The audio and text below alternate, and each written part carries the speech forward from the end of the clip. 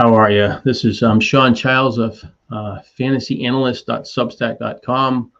I took over the past week. I've been busy multitasking, doing a little bit of work outside the house and doing a lot of high stakes drafts for the main events and stuff like that. And continue to watch baseball, and hopefully I can salvage a little bit of money there. But it's been a pretty busy week there. So but coming into the first weekend, I always want to play the DFS for DraftKings. I don't play FanDuel too much. I just focus on one event. But I thought it was really important. Last year I played underdog a lot and I did it like 5-team parlays. I would do it for a couple $100 and with a goal of winning 4,000. And I hit two of the. I did it 13 times. I had 2,600 invested, and I won 2 times, and I had 4 right in a push. So $10,000 of winnings, 2,600 in losses. So it was up 7,400. So I thought that format kind of did well for what I was trying to do in the DFS market. So, by putting in a couple of prop bets, I can maybe maintain a bankroll. And I don't see something in the DFS where I put $200 in, I can win, 4,000 or something like that too. And I was putting in roughly $800 a week, doing the qualifiers to get to the big event, the millionaire thing that they have, destination final. And then I was playing the millionaire maker, and then the single entry for $100 in the 3-team max for 150. So roughly, $1,000 in, 200 in the underdog, and 800 in the rest. If I won, I pushed a little bit. And of course, I can't get sucked into playing those showdowns on the weekends and stuff like that. And you throw 100 in, you get 50 back, but you're looking to get a big cash there. So, but anyway, so I do the projections. I look at all the teams, and you think that you would have some advantage. But when I'm doing the projections, I'm doing the matchups and what looks favorable in the sport. So my numbers come out a little higher than the sports book. So the sports books are trying to put the line out there. What is a player for over the last X amount of games, average for receiving yards, or is he trending forward or higher and stuff like that. So like Justin Jefferson, he had 1,500 yards last year. So his over under might be, say 90 yards a game or something like that. So, but I might have him rated for 118. So just because I have him rated for like 118, it doesn't make it a strong play. If I'm like 30% over, it's a pretty good play. But it's not so much that I'm rating the player. It's just the way my model that I do the projections comes out. It kind of spits out a number based on the matchup. And we're doing week 1 of the season, so we're kind of relying on a lot of last year's information for this year. So it makes it challenging. I don't have it. The defensive stuff, I was a little more in tune in previous years. Last year, due to working outside the house, so I'd have a pretty cleaner picture of that. I haven't really looked at the the matchups, but I mean, who's got the good defensive backs and who's improved and stuff like that, and the defenses might be a little behind out of the gate, but some of these offenses might be out of rhythm. But the first 2 games, 27-20. Was it 31-29 or something like that, or whatever. It was a high scoring game for Philadelphia and Green Bay. So anyway, so I'm going to show you my the sheet that I put together, and what I'm trying to do here is I want to put all the player props. I think there's an advantage, like, because wide receivers can easily beat their number by like more than 25 yards, more than 50 yards. They hit on a couple of big plays, the game flow changes and stuff like that. So right now, I think that a lot of the information that the sports books are using isn't great, but it doesn't mean that I have better information, but I have it projected within the offense. Like if I'm projecting 300 yards for a player, there's 300 yards getting divvied up between, probably two running backs in the season long. It's divided up by more players, but when I do the weekly one, I'll use 2 running backs for most teams, unless they're rotating a fullback, or there's some situation where a third guy is getting in there, and you kind of see that as the season goes on. And then I'll use, the top 3 receivers, maybe 4 gets a little bit of action depending on the team, and then 1 or 2 tight ends. One tight end might get 80% of the chances for that team, and the other one 20%. So I don't have that spreadsheet showing here, but that's how I kind of do it. So, and it kind of tells you what the quarterback should throw for, in that matchup for a number of touchdowns. So it's either 1.5, 2.5, or something. And I'll always round it to an even number because I think the touchdowns. So anyways, when I'm looking at this, this is and I'd like to do this every week and have this kind of conversation on the weekend to kind of, for me, not to do the underdog thing, because I think that same premise. I want to do a 5-team parlay for whatever I can pull off this year. But just say last year I did it a couple of times. I do $100 parlay and a 5-teamer, and it pays 150,000. Well, that's kind of crazy, you're thinking like that. But I'm looking at wide receivers that their alternate receiving yards are a lot higher, and you get better odds. So I'm looking for a guy that's mispriced or trending forward, like Rashee Rice last year was kind of moving forward. His over/under would be 45, and if I did it at 70, it was maybe plus 300. A couple of those. So, I'm going to try to work out the kinks in this. And I think if you had like 10 receivers you could play with and almost like rotated them in, like you got the best high scoring offenses. We're playing against another team that can score. There's going to be back and forth. The problem is, when you're doing like that 5-team parlay, you can't use both sides of the game because it's the same game parlay. So that falls into a different realm. They kind of, keep you from having a lot of the game stack in case it goes crazy. But you can have it within the stack, but there might not be enough to get to 5. And if you're using a lot in the same game, it invites somebody not to do something. So anyways, so in this, I'm gonna look at this, as I go and kind of go through the teams quickly. I don't want to, harp on it and something. So, we at week 1, the top, Arizona, Marvin Harrison Jr., Michael Wilson, Trey McBride, Greg Deutsch. So I used most of the players that I thought were getting listed on the sports book and the top players. So, so when you're setting a season-long lineup, you're looking like, oh, I love this guy and stuff like that. And then you look at this and like Greg Deutsch, everybody drafted him, and he's, projected for 28.5 yards. He's kind of a guy that was close to line of scrimmage. So he's 3 for 28, and maybe, I don't even know if he has a 25% chance of scoring. So he's really like a 6 or 7 point fantasy player. Whereas, you look at somebody else like Wilson, he's not much higher, but Wilson might be able to make, longer plays. He might be catching like 15, 16 yards per catch. So it gives you a really good visual of like when you go to set your lineup, like, wow, can I play that guy? So anyways, so it's a reference point. So this column E that I'm looking at is what the line is for receiving yards projections. And then next to it, I put the odds of what it is. So in this particular case, they're betting the over in the yards for Harrison. It's minus 120. Typically on these props, they're using like a 30-cent line. So it's either minus 15, either direction. If it moves a little direction, it's, minus 120 and minus 110. And if it gets to like 130, it's even or something like that. So there's not a lot of movement on it right now. And some of these numbers could technically have changed since I've done this, because I started working on the last 3 days, got the process. And I think that by somebody seeing this and somebody I'm doing some work for, if we can kind of work and somehow fill this information better, we can get more depth of these things, for touchdowns and for catches and stuff like that. But this is what I chose to do because this is what I'm interested in technically doing. So Harrison is 60.5. If he gets 70 yards, he's plus 120. 90 yards, he's plus 255. 110 yards, 550. So in playing Buffalo might score, change in offense. If you thought he was going to be a great play, you could technically, try to do that. So I don't see much in this offense that I'm attracted to right out of the gate. And the other factor here is that if I'm going to switch this other tab just for a reference, and I have this up too, and I did it for the quarterback thing. So they have the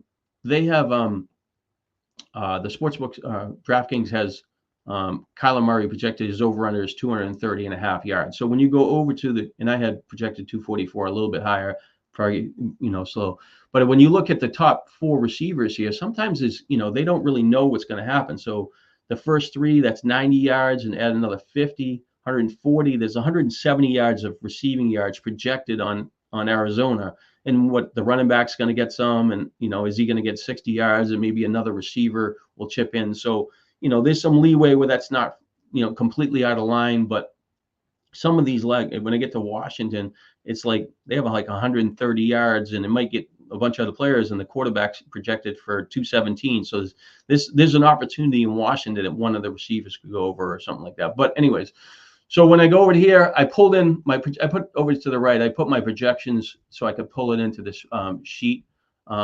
for in Excel. So I have it. I actually did his projections. I never looked at this, and I came up for his original projections for Harrison 60.2 yards, Wilson 30.7, McBride 54.3, and Greg Deutsch 31.1. So I didn't look at this, but this is how it came out for me. So it was pretty close. You know what I mean? So the offense, so I don't see, much there that I like based on my projections, but you want to get a snapshot of it. So, and when I'm going to do this, like the next week when I do it, I'm going to just drop the line here. I'm going to put what the results were so I can kind of look at it, and we'll see. Maybe I got to see if I can get the colors to highlight what's the wins or losses, or, overs or unders or something if it come in, and something like that. But I'll just drop it down and add, next week, and see what the difference of, which the lines are moving from week to week. And that's a pretty good visual too. So we're going to drop down to Atlanta here, get a change in quarterback, change of personnel. So I'm, and I know people are pretty bullish on Drake this year in drafts. He was getting in the top 10 wide receiver. His over under 61.5, which, that's a pretty solid number. I mean, that you think that if he does that for 17 games, he's going to get over 1,000 yards. And, he's playing Pittsburgh, Cousins there. He should get a little more targets. He's not going to be Justin Jefferson, but, for me, he came out at 84.3 projection yards. His 80 yards plus 195, 90 plus 280, and 100 was plus 400. Last year, London was undervalued, and he tended to play better at home. So there was opportunities for London last year, and I had them in one of those the 5-teamers that I did for the big number, and he actually came in a couple times. I did it. But anyway, so like it was a new process that I was doing at the end of last year. So we're going to go over to, obviously Pitts he's 44.5. Had a little hamstring late, but I'm 54.5, 50, almost 55. Mooney 35.5. A little bullish on Mooney. Think that Cousins could get a little bit out of them, but still, so he's projected like 30% higher. There is potential there of something happening. Bijan Robinson, I haven't been a lot more active in the passing game. We'll see. So this is like I said, this is a starting point. So there is potentially a couple of pieces in this offense that I could use. I will end up putting I want to come up with my 5 best that I'm going to use. So right now, there is opportunities in that game, but I don't know what I want to do. So I'm going to skip that. This is the total for Baltimore. I tried to get these in before the game so I get in there, so before they disappear, but they had Zay Flowers 51.5. And Zay Flowers 51.5. He had in his projection for mine were 54. So this is where I missed out on Thursday night. I had likely was 16.5, and I just being busy and can't get this information out. I had him projected for 38.8, and I had him projected for a 50% chance of touchdown because the reports were good on the summer. And Bateman, the wide receiver, didn't stand out like a second wide receiver. So at the goal line, I thought he would have a chance, and he was actually the play and the captain. I told a friend that I basically said likely should be the captain. Both quarterbacks most likely can come in. I really liked Rice as the other player, so there was 2 spots, but I'm a dumbass and I didn't do it. I mean, I had some teams in, but I didn't have the right structure. I'm trying to get too cute and win $1 million rather than just put it in. And I have a shorter bankroll to compete with the thing. I'm put in 10 teams or 8 teams, and you just can't cover enough anyway. So anyways, that game is what it is. I had I had Andrews for 60. He's 48.5. He came higher. I had Bateman for 42.5. He ended up 53. They had him at 30. So there was a couple spots there. So we go down to.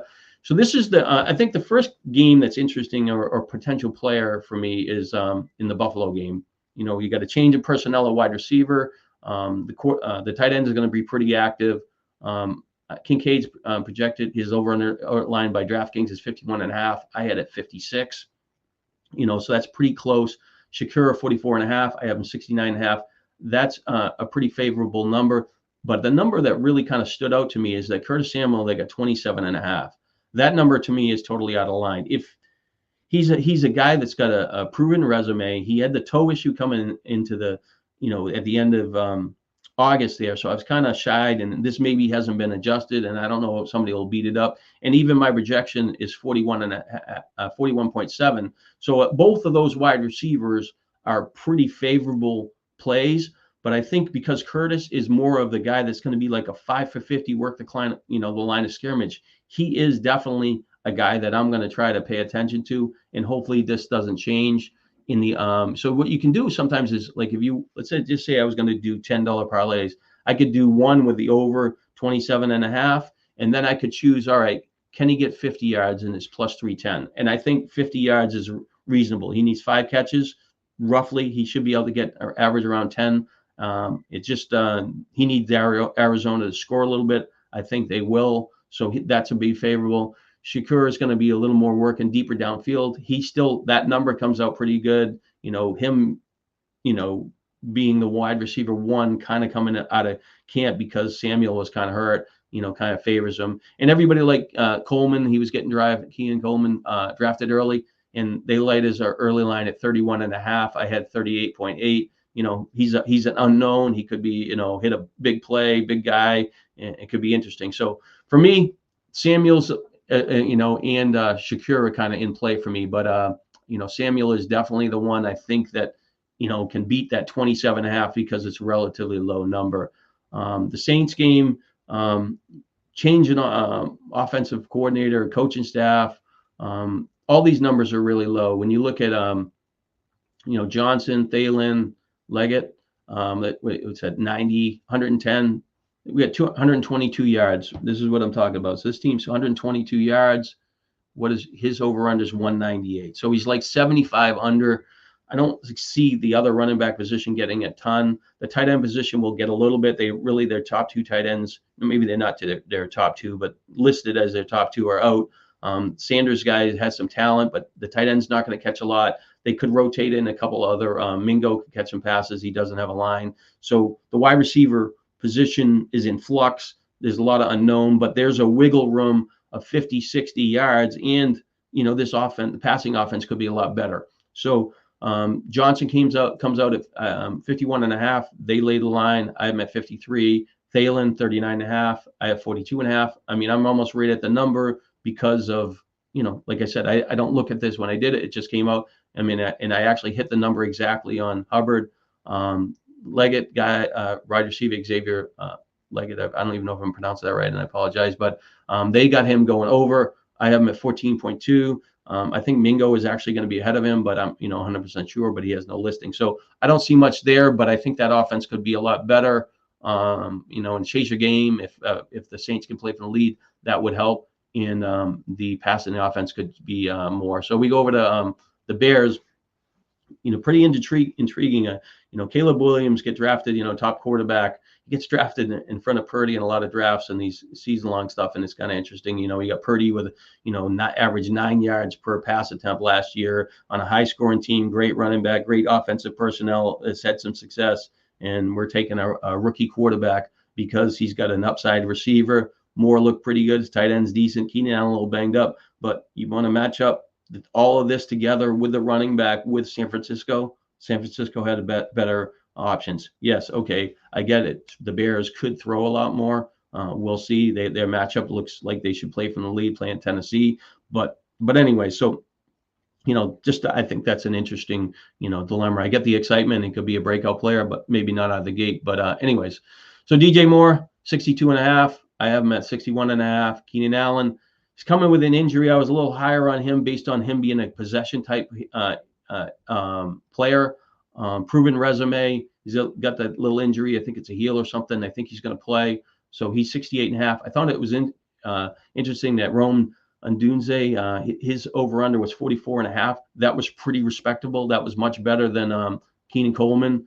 Gets drafted a little earlier, and some of the other rookies. So they think he's going to be a factor. I gave him less of opportunity out of the gate, 25.3. So I was a little on the other side of that, but I'm not dismissing it, and we'll see how that shakes out. And and I didn't technically tomorrow I could actually shift some of Allen's to Dunze if Allen is downgraded or something like that. Komet, I like him a little more than most. You think he's going to be a sneaky player. I don't know how the tight end position shakes out. His numbers are really kind of lined up. His 22.5, their line is 22.5. I have him at 37.9.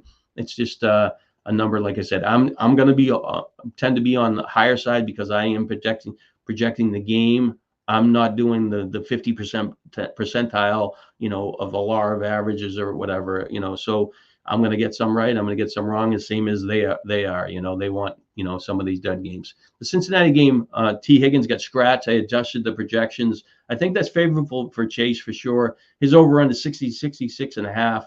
I mean, they have, who else are they going to throw it to? I should have. I didn't have a listing for Gesicki.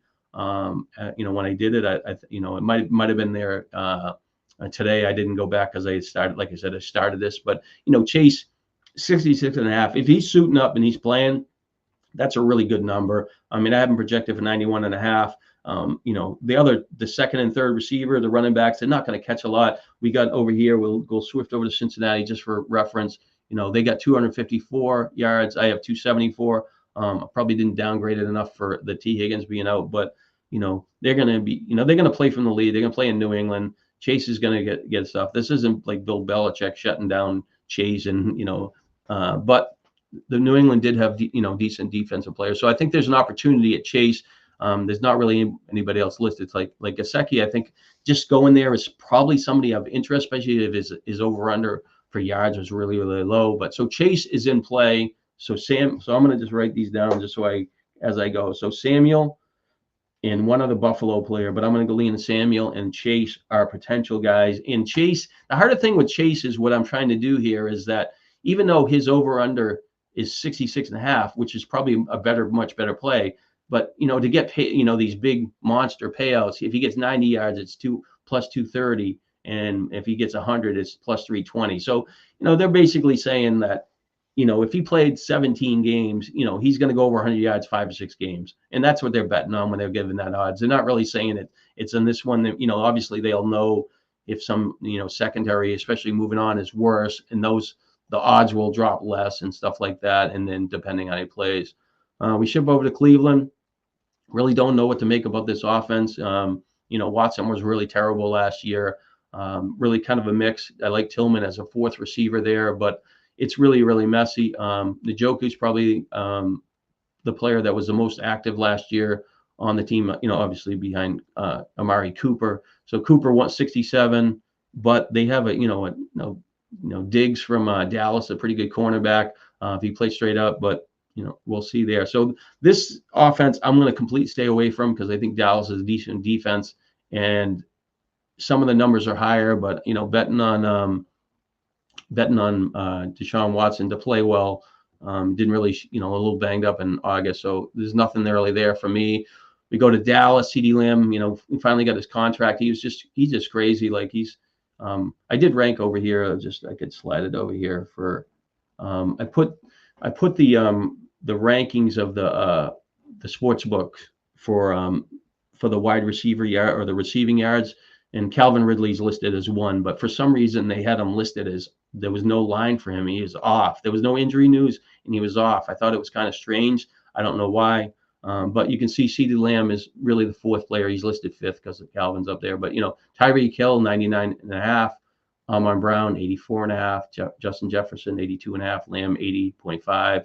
And Puka, they respected him more than Kupp. The fantasy market kind of gravitated towards Kupp there. Wilson 70, and I had Adams rated pretty high, and he's not really going to be owned a lot in the DFS market. But I think that number is shows that he's a pretty good floor there. He's a 6th top receiver in yards.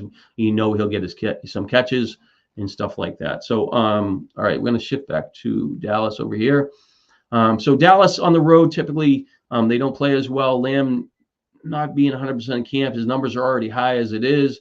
I think Jacob Ferguson is a tight end that's going to emerge as a second option. I'm at 48.6. And the problem with sometimes when they play in these teams with the tight end, if they get a good pass rush, and he's going to have to chip against Garrett, their top pass rusher, that might open up an opportunity to another receiver. Cooks was banged up in August. His over-run is 40.5. But Tolbert is a player that I think is a wild card, and he's a player of interest, especially when you're looking at those odds numbers. Like if he got 50 yards, he's plus 550. If he's 20.5, he might only need 2 catches. And if he hits on one long one, he could, get over that. So I think that he's an unknown, but I think that his reports were positive. So Tolbert is definitely a player that could be like the home run type of player that I'm looking for. And, especially, if he got 60 yards plus 950 and they got him, yeah, we need Cleveland to score, and we need, him to get, probably for him to get 60 yards, he's probably going to need, 4 or 5 catches, and he hasn't had that yet in his career, but he does have, talent, should be on the prove. We go over to Denver, going to Seattle, rookie quarterback, first time there. They don't know. Same thing when I come back to the total. They have these group of receivers that I have listed here: 76, 96, 114, 115 yards of passing yards for Denver, projected, or were the over-unders. And Knicks is for 202. But the running back is pretty active in Denver. Throws a running back. They would led the league in catches and receiving yards last year. So there is probably 50 yards there. So which one of these wide receivers will pay off? I'm right on the number of Sutton, 48.1, pretty close on Reynolds. So the Reynolds last year, when he was in Detroit, they used him kind of more as like the blocking, doing a lot of physical games and stuff like that. And once in a while he would get chances in the goal line and stuff like that, but he wasn't really, really active. The Rams once in a while would have games where he was a factor of, being a 5 for 50 guy and do some stuff, especially if somebody got hurt. So I kind of treated him as kind of falling into a similar role with Detroit last year, where they would kind of use him more for blocking and get him some catches, but not be like, he's not going to be a true wide receiver too. Where I thought Mims is a guy that could have the potential to have a lot of growth, can make big plays. He's a guy that, he's plus 1,000. So the thing that works in the favor of Mims is that, Sutton should draw wide receiver 1 coverage. And last year, I can't remember, I'm not fresh on the names, but they have a good cornerback there in Seattle, and he's probably going to see Sutton a lot. So I think Mims at 20.5 is one of those sneaky mispriced things, 50 yards plus 600, 60 yards plus 1,000. That's a really good number. I have him projected for 43.5. So I think that's a player of interest. I've drafted him a lot because I thought he was mispriced. I like the Franklin guy, but he's really the 4th receiver out of the gate there. So Mims possibly could be a big pay there, especially on the parlay I'm looking for, but what am I going to do? I don't know. But for 1,000 to 1, if I put him in Tolbert at 950 and 1,000 to 1, I mean, I could have a 5-teamer for $10. It might be a really big number, but you need game flow to go that way. And sounds like Seattle wants to run the ball and play from the lead and stuff like that. Rookie quarterback. We'll see what happens there. But but at some point, Mims could be a pretty good value. The Rams game against Detroit's has a high total. St. Brown, same thing at 84.5. He's got a high number. I'm at 101. But even at, if you bet him at 100, yards, he's a plus 150. He's not something I'm looking for. Jameson, Williams, I'm right around the number there. Laporta, I'm projected a little bit higher. I think he just, works the line of scrimmage, and he will get more chances. The only thing is he was a little banged up in preseason, so we don't know if he's has a role. So he's over by the 30%, so he would be in play for me, but he's not one I'm going to gravitate week 1. Unfortunately, the Packer game and the Philly game, multitasking, being out of the house, I wasn't unable to get these numbers filled in for week 1, so I apologize for that. Like I said, this is something new I'm going to try to add to what I'm doing here and see if I can do it. And I'm think next week I'm going to have kind of a co-host, and we're going to kind of discuss this. A friend of mine's son going to college, and he future fantasy star, I think, but we'll see. So Houston Texans really like their offense. Nico Collins, I think, and I don't have this in front of me, but when I was doing the projections, sometimes when I'm doing the projections, I have the numbers, what it should be for passing yards. I have it divvied up like and I do the projections based on the completions rather than targets, because every receiver has a different completion rate. If a receiver's a running back, he might catch the ball 8%. The guy's like catching bombs, he might be 55% or 52%. So rather than adding that level, I focus on how many completions the team has. If 20% go to the running back and 20% go to the wide receiver, the tight end position, the wide receivers get 60. And I have a history of showing it. But anyways, so Collins last year, his over-under is 66.5, but he had a couple of good games against the Colts last year. So that was a factor for me in his projections, and he comes up really, really high. So he's a top 3 wide receiver, I think, projected. 103.5, had a great season last year. They are betting the over on the 66.5. He's minus 120. It's not a big number there, but they're showing, some people have played that number.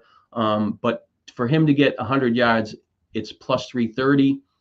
Betting over the 66, that's probably a much smarter bet, because of the number.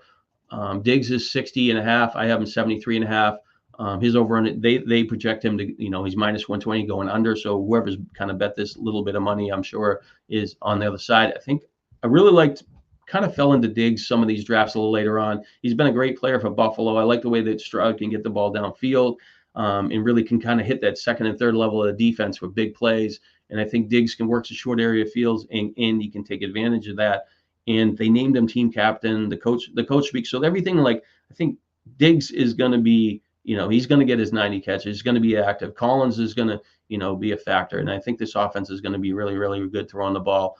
Dell's kind of the wild card coming off an injury, but he's kind of slides into the third wide receiver. But he's a guy that could hit on a big play. So I have him at 56.5. So the top two receivers kind of, line up well for me. And Collins is inflated by the, what he has for the, what he did against them last year. And I wish I was more prepared, but I'm trying to do multitask. And I got 2 drafts tonight at 7 and 10. I got to do some baseball stuff for the closer report and something else. And, DFS stuff is just not enough time in a day, especially when you're doing all this stuff at the same time. So Collins on his regular line is probably the play in here. I'm probably not going to go for the alt line or the higher thing. On the opposite side, Pittman had a great season last year, had over 100 catches, really, but really did well. But he didn't, for the whole season, Richardson wasn't his quarterback, but Richardson did get him the ball when he had it. He's 66.5. I have him at 77. That's about, less than 20% higher, but it's still reasonable. Their tight ends is going to be split up between a couple positions. They really didn't have the rookie receiver from Texas listed, so he's going to be a wild card. Maybe he pops up as a line. Pierce is a guy that's rarely gets 3 catches. He's got 25.5, but he's more of a guy that if he catches the ball, it's more like 14.5, 15 yards a catch. So it's potential he could go over. It's a pretty shallow number, but he technically is. I would say consider him a 2A with the Texas receiver, and I apologize, I don't have his number, but with Downs is out in this game, so so nothing much there. I think Taylor potentially 13.5 receiving yards. That's a pretty good play for me. I'm at 22.5. I think the running back position behind him is pretty shallow. So if he gets 2 catches, he has a reasonable chance of hitting that number. If he gets 3, he's almost a lock. So I think that he has a chance, especially the game. If Houston can put up some points, they're going to have to chase and have to throw it a little bit more. So, but he's not going to fall into what I'm looking for as far as the lead person for the DFS stuff like that. So on the Jaguars, Christian Kirk was a little banged up in the summer. I have him projected pretty well. The thing with him is I'm gonna do this because I got to switch screens because I'm butchering these names here. So I got to get to this other tab. This one. Let's see. I'm gonna stop. Let's see. We'll get to Indianapolis. Adoniel Mitchell is the wide receiver, and then Miami's top receiver Ramsey, defensive back Ramsey, is questionable. So if he doesn't play, that could be a factor for Kirk, and I probably have Kirk projected too high based on that. Now I got to find this. The other, I'm still on the thing there, but I got to bounce around. Sorry about this. I'm multitasking and got different stuff open. All right, so I'm back to the thing. So if Ramsey doesn't play, Kirk can kind of move around a little bit, but I have him 85.5. He kind of stands out. He's a lot higher. I was favorable, but it's more so of he's really the top wide receiver on this team. Evan Ingram really benefited from him last year, late in the season. He got 113 catches. People love him, but I think the structured offense, Adam Davis and Adam Thomas, ETN should catch more passes. I think Kirk stands out, and Miami's defense is a little banged up. So he seems mispriced. The numbers for him for 90 yards are plus 350, and 80 yards is 235. So those numbers are okay. 55 is probably, the 55.5 is probably a good play for me. And they're betting him. He's minus 125 on the over. So they are betting the over, kind of supported by me. I'm probably a lot higher. Like that from that 85.5, that says that 55.5 is a strong play. But I'm looking for those alt lines with a little better odds. So at 80 yards, that would be reasonable, but a plus 35 is not there. If he was plus, say, 400, I think that would work for me. So Thomas is a big play receiver. I have him, hitting on something there. But 41.5, that's a pretty good, rookie number for, over under. So he's going to have some chances. He's ahead of Gabe Davis, 37.5. ETN should be a little more active, but he's kind of tough to time and see how they'll get him a few more balls, because I think that the Ingram targets last year some of those should slide back to the running back position, because if both people are open and flat, the running back is going to be a little more dynamic, and they don't do it. So Kansas City game, we already went past that. I was favorable on Rice. He's 73.5. Kelsey, underperformed. Worthy, I was kind of around below the number, so I was wrong there, and I was Pacheco was about the line. So Worthy, he hit on those two big plays, one running and one stuff like that. So here we are, Adams. He's 70.5. I have him at 104.5. That's an excellent play. But he's same thing. He needs 100 yards plus 220, 110, 320. So the play for people that want to do regular, the over 70.5 is pretty favorable. My projection shows the side that you should be on based on he's minus 125 over. So there's still some wiggle room there. I am really high on Jacoby Myers based on his over-under. So in Myers' numbers, for 70 yards is plus 390, 60 is 245. So if I was going to use him in this type of parlay that I'm trying to do, the 245 is more the number I would put him in, but I'm going to try to find a little bit better pay there, because I'm looking for the wheelbarrow. Unfortunately, I'm not stacking blocks. I'm looking for home runs. It's a different way to play the game. But if I'm playing the DFS market, I'm looking to win $1 million. I'm not looking to play the head-to-head stuff. So, in the Bowers tight end, I have him at 38.5, and pretty close on the Zamir White. So nothing really happening there based on my projections. I probably should be tallying these, and these will be here, so you can kind of look back. They're not going to go away, and I'm not going to be losing this number. So if those ones come in, I'll try to keep back the ones that look really favorable and see if how I did there. The Chargers offense, really big change, new coaching staff. Really brought the Baltimore running backs in there, but we know the quarterback. He had the plantar fasciitis thing in the summer, but he looks like he's going to be fine. He cleaned house at wide receiving core. They really don't have a strong tight end, so the wide receivers are going to be pretty active. The running backs in this offense, none of them are proven heavy pass catchers, where in the past, the Chargers threw the ball like 650 times, and Eckler had, 60, 70, 90 passes, had a lot of chances. That's not going to happen. I don't believe in this offense out of the gate. So that does open up an opportunity for three wide receivers. So in this particular case, McConkey, who I didn't really get too much, he was 37.5. So he's kind of a wild card. So his 70 yards is plus 400. And that's if the Raiders can score a little bit. Palmer is, 51.5. I'm at 67. So I'm about 30%. So it's a decent play. The 80 yards, I would think he's more of a possession guy. The 80 yards would be a lot for me to stretch it out there.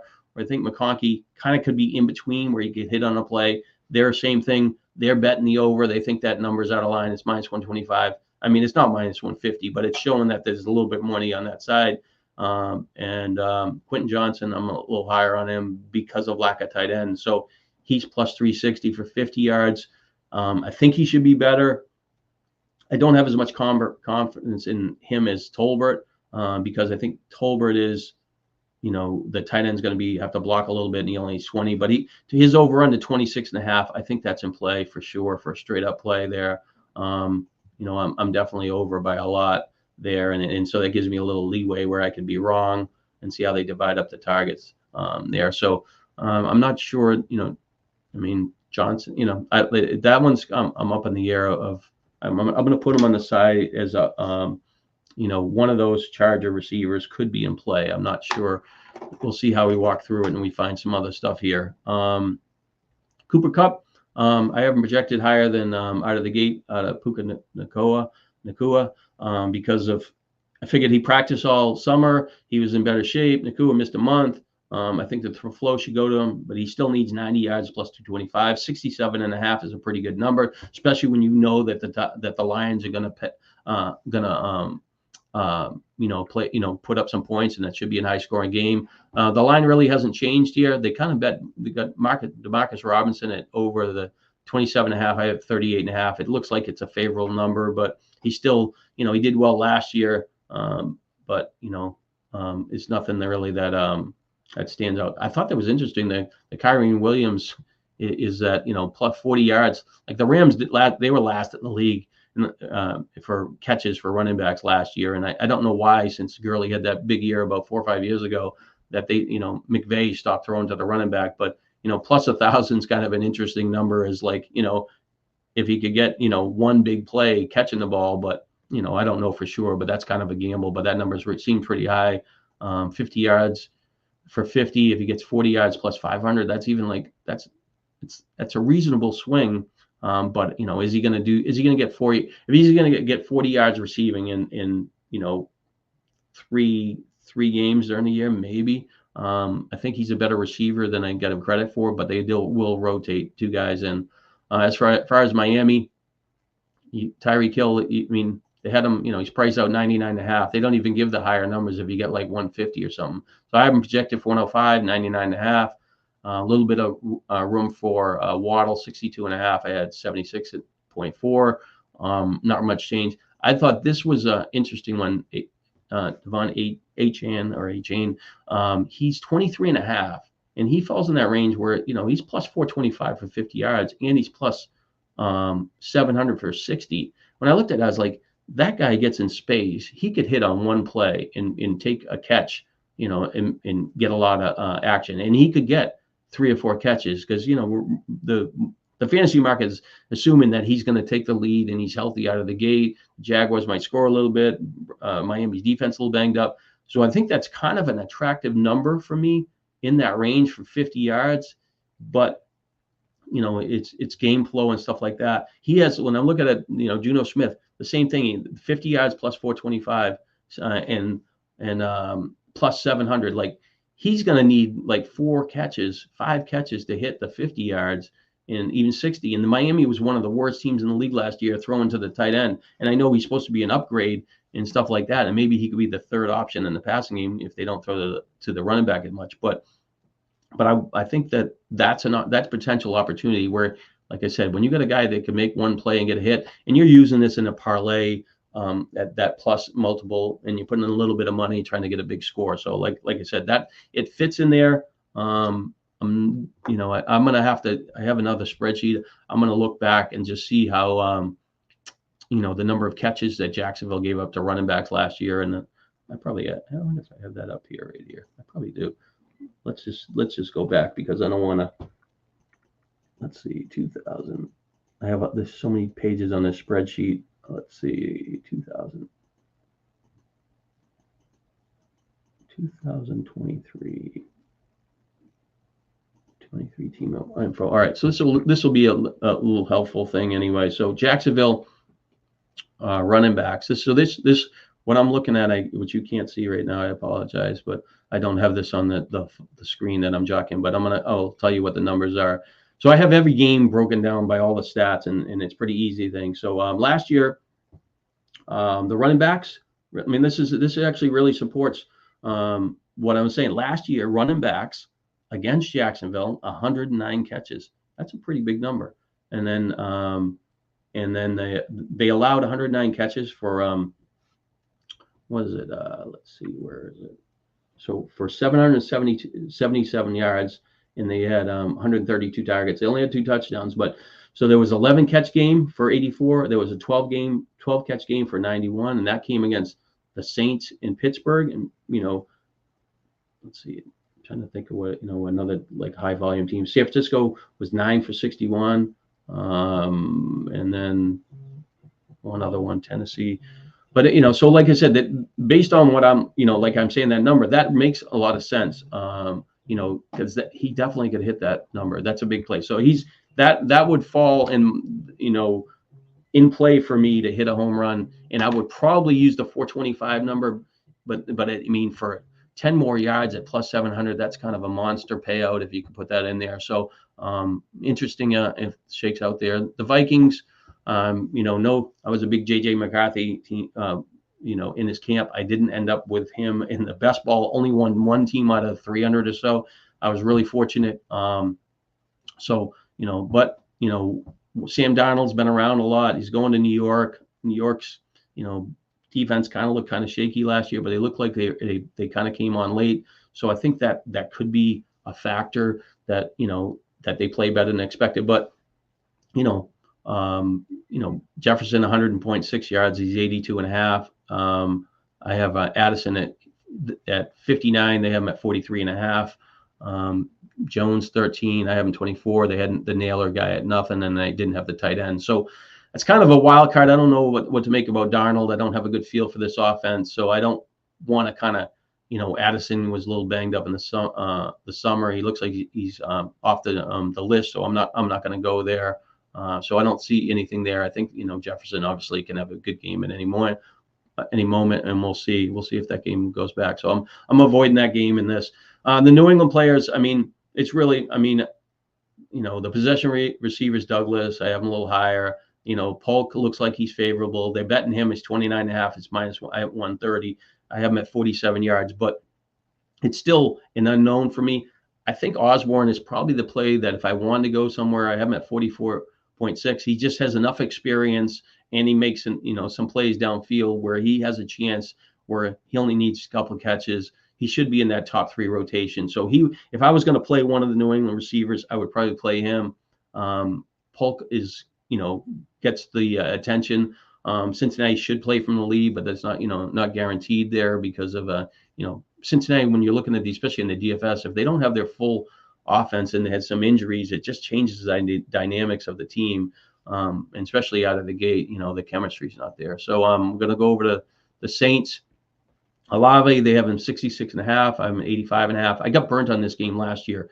One of the DFS things I used, Olave started off really well, 3 games in a row, a lot of catches, 100 yards, not a lot of touchdowns, and he played Carolina, and he's like nothing. He did nothing in both games, and he really came up short. So he's 85.5. We'll see what happens there. I'm not going to go there based on last year. He kind of, burnt me, so I'm going to see what happens that matchup. The Shaheed, 36.5. I have 45.5. That's all right. I'm right on the number at Kamara.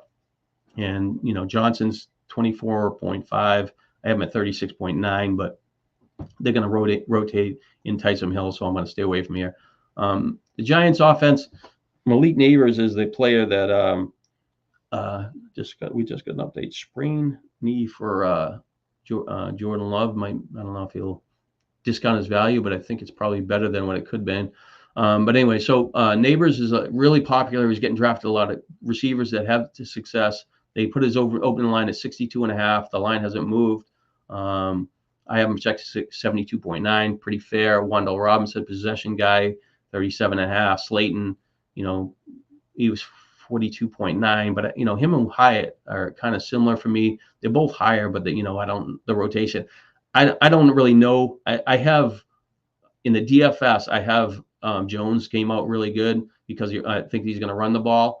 He's not. I don't think he's going to get a couple of touchdowns, but I think that it's worthy, to take a shot if you want. But I don't think in the betting market it doesn't have the same factor because the other thing is salary induced. The stack is pretty low because Hyatt, you could put him or Slayton in as the second player for a receiver with Neighbors, and it creates a little bit of interest there. So nothing for for me in that part of it. Garrett Wilson, 78.5, playing the 49ers, pretty good defense. I have him 69.1. Mike Williams, they said he really is going to be limited, so they gave him 29.5. So that's probably like 2 or 3 catches. I had 25.3, so I was pretty conservative based on the news. So I think that's off. Breece Hall, 25.5. This guy caught 79 catches last year. I think he's going to catch more this year. So 79. He's going to average 4 catches a game or more, maybe 5. And he's kind of playing against McCaffrey. So it's almost like a statement. The duel of the running backs. Jets could be chasing in this game if the 49ers play as they expected.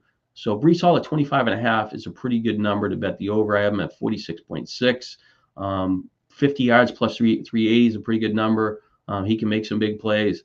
and then 60 yards is plus 350. So I think that the 50 number would be a option of the type of parlay that I'm trying to put together. Philly was off the board because I got there late, like I said. Atlanta, Pickens looks like kind of not contested. No wide receiver one, not much happened. It looks like Fields is going to start. I have him 71.2, so he's over. He looks like he's a decent play. His line hasn't moved. It's minus 115. He's the type of guy that could hit that on 3 plays. You could hit on one long play. Atlanta has a one good defensive back, so it's probably going to see him a little bit. But when you got a scrambling quarterback, breaking pocket, it changes that a little bit. I think Freiermuth is kind of the value here, even though the under there is over under 28.5. I think he's really going to be the guy that's going to be like a 5 for 50 guy. His line for 60 yards is really, plus 310. I mean, Hall's line's much better than that. I'm sorry, there's plus 310 for 50. But I think it's reasonable. I have him at 42.5, so I'm thinking like four catches for 40 yards, probably a 25% chance at scoring, maybe 11-point fantasy guy. Not much happening in the other two. I guess Jaylen Warren could go over. I have him 29.5. They kind of had it probably an even split because Warren was coming in with an injury. Looks like he's cleared to play. San Francisco, we got Ayuk. He's the Jets' #1 cornerback. Will most likely see him a lot. So he might, Ayuk is seemed like I haven't projected kind of high, especially with the kind of the holdout late into camp. Probably on the wrong side of that number, I would guess. But he is he averaged 18 yards a catch last year. So in this situation, they have him projected, say 3 for 54, and I have him 4 for 70. But that's assuming that he does make some big plays. Devo's kind of that guy that runs the ball a little bit. He is explosive. I have him at 52.5, kind of close to the number. I think Kittle's a pretty good play. I think that the first week that, like I said, the Jets got a pretty good cornerback, so the Kittle might be able to do something. McCaffrey had the little calf injury coming in the summer. He's at 47. McCaffrey's an okay play. All the numbers haven't changed. They're about even. So Kittle, out of these ones, I think Kittle's the strongest for me in this matchup, especially if you're going to go for a higher number. But the 42.5 is decent there. As far as Seattle is playing Denver, really got a change in guard from the fantasy perspective. They think Smith-Njigba will pass Lockett, and they have him listed. DraftKings has him listed at 43.5 compared to 40.5 for Lockett. But Lockett's still a pretty talented player. It gets open, catches the ball when it's thrown to him. I have Smith-Njigba at 64.2, so he looks like he's decent play, but 70 yards, he's plus 265. It's just not enough zap for me to push that number. They're betting the over at minus 125, so that's where the money going. And then DK Metcalf is 58.5.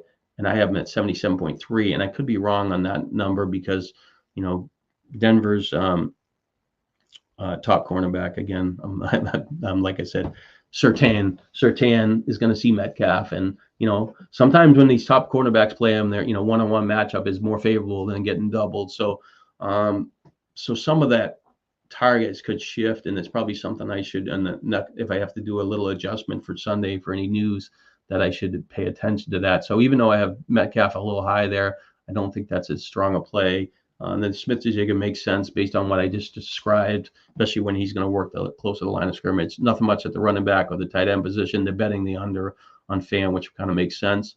I'm going to go over to Tampa Bay. Evans had a great season, although, did better scoring with Baker Mayfield than with Tom Brady, and they threw the ball like 190 less times. 67.5, I have 76.6. Washington's going to run the ball a lot. It's going to get slowed down a little bit. Hopefully Tampa can run the ball on early downs, and be better than the last couple of years. Godwin's going to be in the slot, so 58.5, 79.5. That looks like a decent play, but he needs, 90 yards plus 320, 100 yards plus 475. So I don't think that's going to be a player of interest, but, at the 58.5, that's reasonable. They have the third receiver, McMillan. They're betting the under. I think it's kind of messy there. I kind of agree with that. White, they have 21.5. They're doing it as kind of a split. Maybe that Bucky Irving gets in there. I'm a little higher on him. we'll see what how Irving rotates in. And tight end, I'll probably have a little more active, but don't trust the multiple numbers on that. Like I said, Ridley for Tennessee, he is off the board. I don't know why. Hopkins is 46.5. I'm having at 56. I have Ridley projected for 72. So we'll see if that number pops up. They have Spears a little favored in the backfield. His numbers for the other stuff were lower than Pollard, so they think he's going to be more of the third down role. But he's 15.5 receiving yards projected, and Pollard's 10.5, which is kind of disappointing for the fantasy market because you kind of thinking Pollard should catch some balls. I have them about even, and I have Tennessee using their running backs against the Bears. In Okonkwo, nothing. As far as this is another offense where they don't know what's going to happen to the other receivers. They have 76, 77, 103. They have like 120 yards of projections for receiving yards, and I think I had them at down to, let me just go to Washington. Sorry, I'll just go down there because I had them at 249, and I took away a couple of rushing attempts to go down and see what. All right, so they have them at 217. I was at 225, so I'm not that far off after my last adjustment. I took a closer look at it. I thought I was lying, but McLaurin looks like he's a clear-cut number one. And he's 59.5. They're not really betting it. Probably don't trust the quarterback, but 78. I think that has a pretty good chance of going over. The De'Ami Brown, kind of a big play receiver, 17.5. He could hit that in one play. I think that's reasonable. They get those other, like, I think Crowder could get in there and be the possession guy. Eckler's, Ertz is, 26.5. They also have one other wide receiver that could mix in, and the other running back for Robinson could be a factor. So it's kind of messy, the secondary part of it. The only McLaurin would be the only one of interest. So, based on, well, like I said, when I'm walking through this, Tolbert, Mims, Samuel are the ones that I think with the payday. I think A-Chain is the one I think I'm just based on like Jacksonville, 109 catches to running backs. He could go to the house on one catch. And then the other one is Hall from the Jets, maybe like 50 yards or something like that. So I think those are the ones I'm going to do a parlay. I'm doing this video prior to posting it on the site. I'll probably do a look, put this in like the parlay to see what the odds are and finalize what I'm going to do. But I figured I'd walk through it. Like I said, next week, hopefully I have somebody that I can go back and forth with. But, a lot of times I'd rather get this information out, and we'll see what happens. So that's going through the wide receiving board, the receiving yards.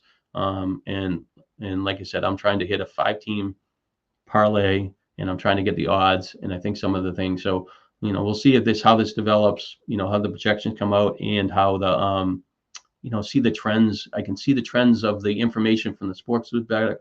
I know that there was somebody told me about it, some app that you could see, but I need to see this stuff. I'm trying to save time, and I'm not saving time by doing this myself, but I'm going to save you time than clicking on a bunch of stuff, and you can see this stuff side by side. So this sheet will be up there free every week. I'm just going to put it up there and try to build this and see what happens. And I'll try to do something for the DFS. I got some ideas for that, but I got to put that together, and I got to do a couple of things. But thanks for your time, and we'll see how we do next week.